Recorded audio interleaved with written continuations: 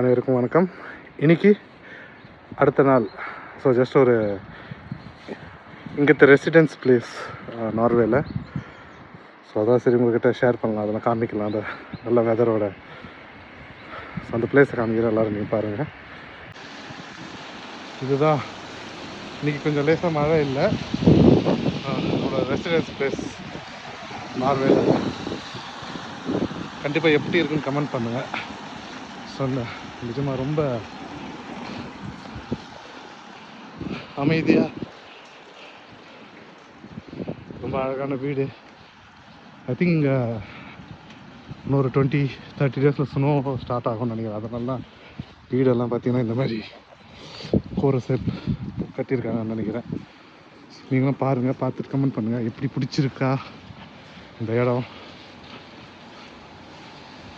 இன்றைக்கும் நம்ம காம்படிஷன் ஏரியாவில் போயிட்டுருக்கோம். ஸோ இன்றைக்கி இந்தியன் ஒரு பிளேயர்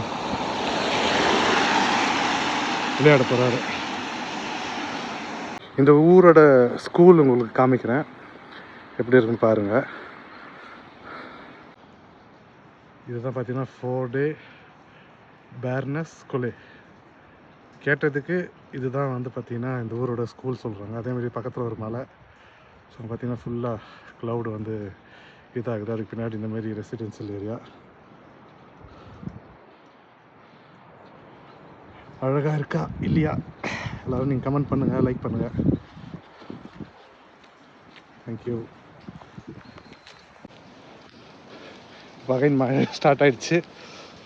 கொஞ்சம் தூரம் இருக்குது பாருங்கள். இதுதான் வழி அங்கே காம்படிஷன் ஏரியாவுக்கு போகிறது. இது இங்கே பார்த்தீங்கன்னா இதுதான் ஐ திங்க் அந்த ஸ்கூலோட சைக்கிள் ஸ்டாண்டுன்னு நினைக்கிறேன். இங்கே இப்போ இல்லைன்னு நினைக்கிறேன். ஒரு வேளை மார்னிங் முடிஞ்சிச்சா தெரில. பாருங்கள்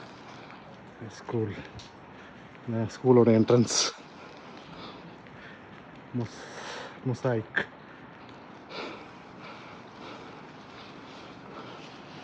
இது என்னன்னு நீங்கள் சொல்லுங்கள். ஐ திங்க் 4 இது அதே தான் ஸ்கூல். இதுதான் நான் காம்படிஷன் போகிற ஏரியா. கண்டிப்பாக வீடியோ பிடிச்சிருந்தா லைக் பண்ணுங்கள். இண்டிவிஜுவல் ஒரு ஹவுஸ்.